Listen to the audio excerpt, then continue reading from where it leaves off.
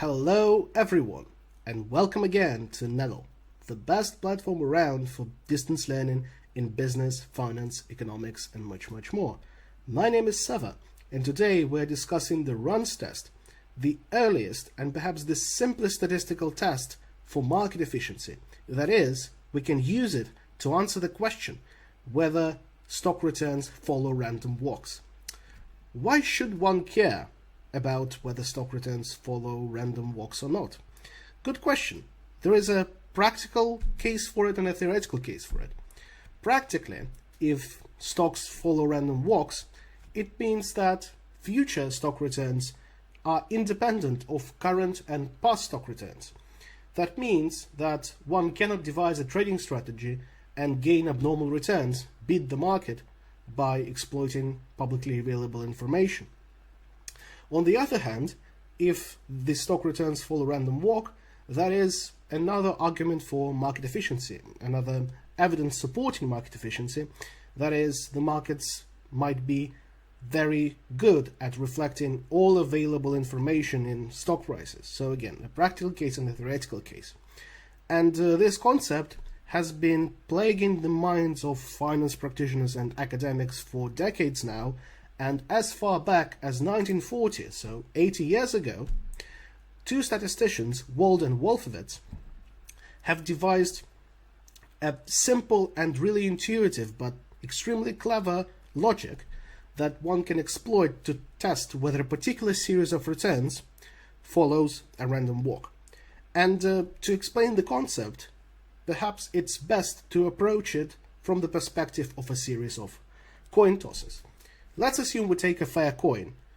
Actually, it needn't be the case that the coin is fair, but for simplicity, let's assume it's indeed fair, so that the probability of it turning heads or tails is 50%.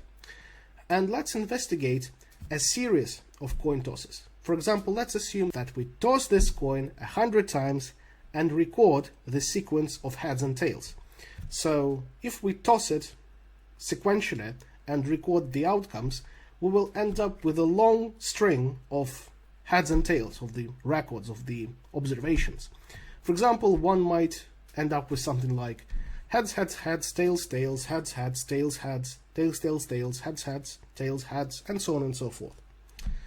And actually we can measure how many heads or tails in total have we ended up with, and that would be important perhaps to test whether the coin is actually fair or not.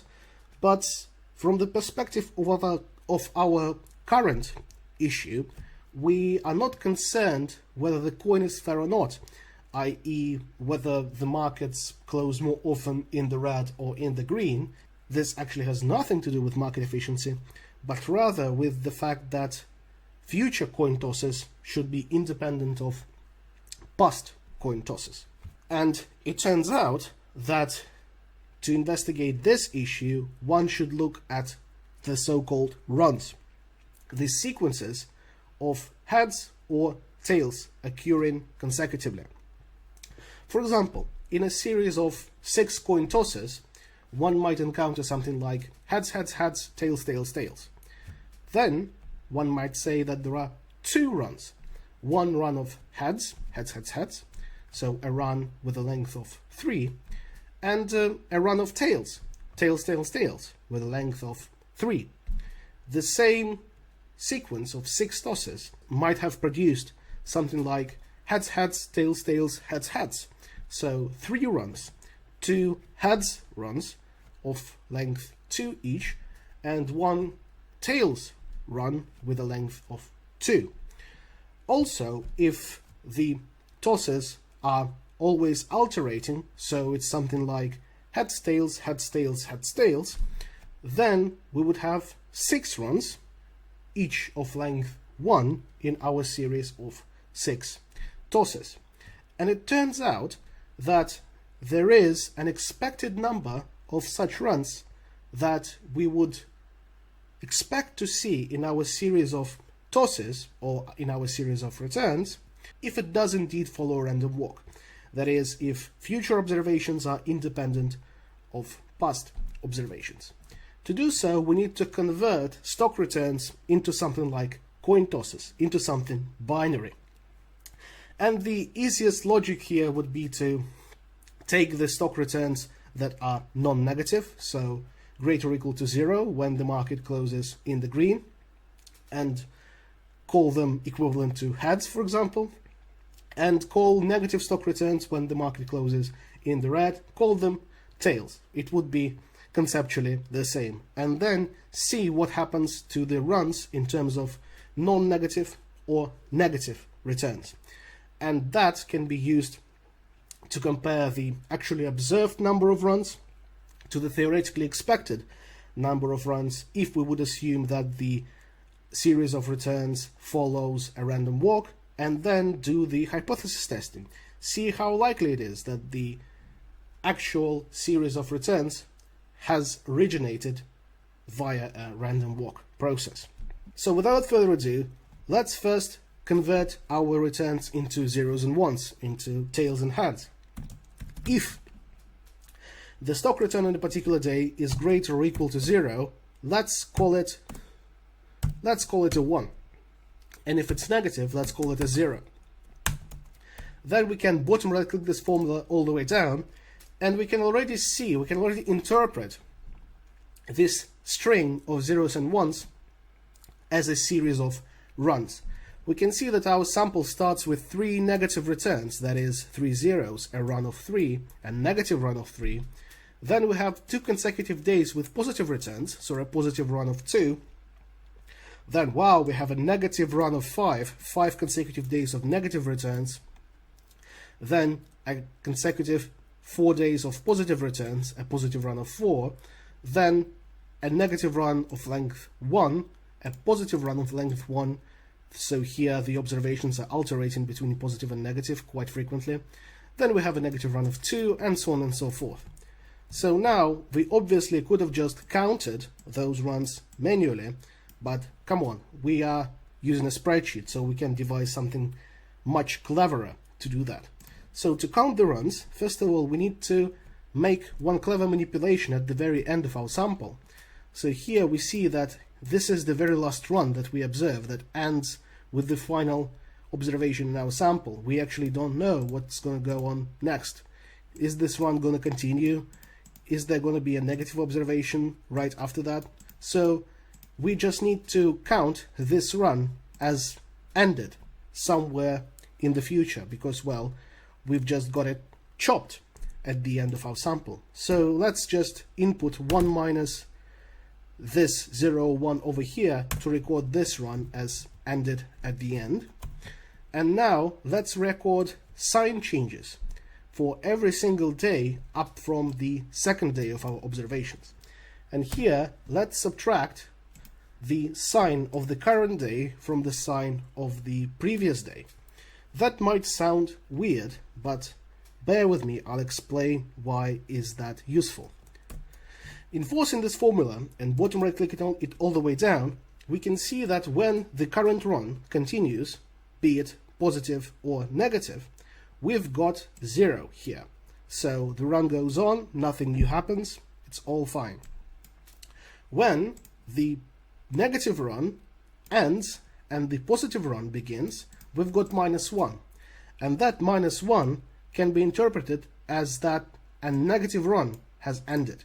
This -1 corresponds to this run of zeros, this run of negative returns coming to an end.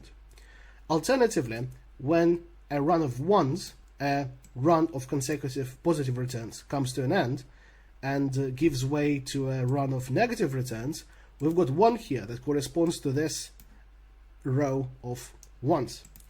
But as we move all the way down, we have some -1s corresponding to ending negative runs. We have 1s corresponding to ending positive runs. And at the very end, we've got this little row over here that detects the final run that consists of just one observation in that case. And this row is essential for capturing this last run so that we do not miss it. And now let's count the number of positive runs and negative runs.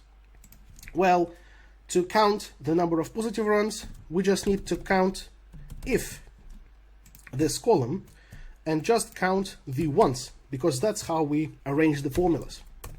And we can see that there are 327 positive runs.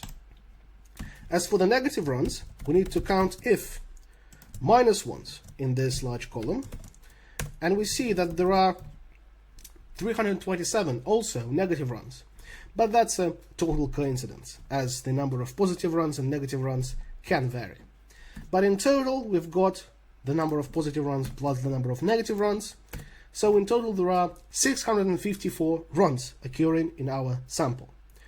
Now, let's consider how many days we've got with positive returns and negative returns. That is, how many total heads, how many total tails we've got in our sample. The number of positive days, we just need to count if the returns that are greater or equal to 0 over here. And for the negative days, we just need to do the same. Count if the returns that are less than 0.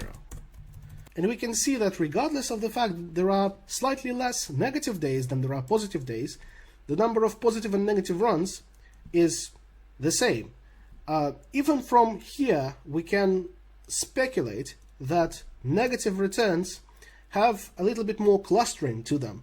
When they occur, they tend to occur one after another. So positive returns are more chaotic, while negative returns are clustered together and occur one after another. That is, sometimes there are market panics or sell-offs. That is uncharacteristic of positive returns or characteristic to less of a degree. But at that stage, it's just speculation. We need to formally test whether the number of runs that we have detected is significantly higher or lower than the number of runs that we would have expected from such a series of returns. So we need to calculate the total number of days, and it's expected that we get 1,258. From this statistics, we can already derive the expected number of runs that we would have encountered if the return generation process would have been a random walk. So what Wald and Wolfowitz proved is that the number of runs that are expected to occur if the return generation process follows a random walk follows a normal distribution with the mean mu and variance sigma squared. And those two parameters can be measured using the observed number of positive and negative events. So positive and negative returns, heads or tails, and so on and so forth. So in that case, the expected number of runs is equal to 2 times the number of positive days times the number of negative days divided by the total number of days plus 1. And if we think a little bit about what this formula tells us, well, let's investigate extreme cases. Let's assume that there are no days with positive returns or no days with negative returns. Then this would return 0 and we'll just have 1. Well, it is obvious that if all returns are positive or negative, we would just detect one constant stream of ones or zeros, one single negative run or one single positive run. But if there are roughly the same positive and negative days, then we would expect our number of runs to be maximal, given a particular length of our series. So given our series of S&P 500 returns over the 5 years, we would have expected 626.5 runs, roughly. We can see that the actual observable number of runs is higher than the expected number of runs. But is the difference statistically significant? Can we say that it is very likely that such a number of runs, such a process, has emerged from something that doesn't follow random walk, surely? Well, to do that, we have to rely on our good old statistical testing. And that's where the variance of the number of runs is important. And we can calculate this variance from the expected number of runs we have already calculated. So mu minus 1 times mu minus 2 divided by the total number of days minus 1. We see that the variance is roughly 311, but what we are concerned with here to measure z-stat and to do our very commonly used z-test is we need to figure out the square root of this variance to get the standard deviation of the runs. So we can see that the number of runs under the assumption of the random walk has a mean of 626 and a standard deviation of 17.6. So if our observable number of runs deviates from the expected number by a lot, we can do usual z-test, calculate the z-stat and the p-value, and figure out what is the probability that such a distribution of zeros and ones, such a persistence of runs, does belong to something from a random walk. So to calculate the z-stat, we need to subtract the expected number of runs from the observable number of runs and divide it by the standard deviation. We see that our observable number of runs exceeds the expected number of runs by more than 1.5 standard deviations. To figure out the p-value, we should just plug in 1 minus norm as dist, our z-stat, and cumulative. And we see that the p-value is 5.93%. So there is only 5.93% chance that such a distribution of zeros and ones that is characterized by that number of runs comes from a distribution with a random walk. It means that there is only 5.93% chance that the stock returns of S&P 500 are actually independent. That leaves us with a conclusion that the US stock market is most likely not very efficient. 5.93% is not the lowest p-value you can imagine, but it's already an alarming sign that the random walk hypothesis might not be true. And that's all there is for the runs test and its application to the market efficiency testing and the testing of the random walk hypothesis. In the next videos, we will investigate more advanced tests of market efficiency, so please stay tuned. Please leave a like under this video if you found it helpful. In the comments below, I would be eager to read any suggestions on future videos on business, economics, or finance you would like to see. And don't forget to subscribe to our channel. Thank you very much, and goodbye.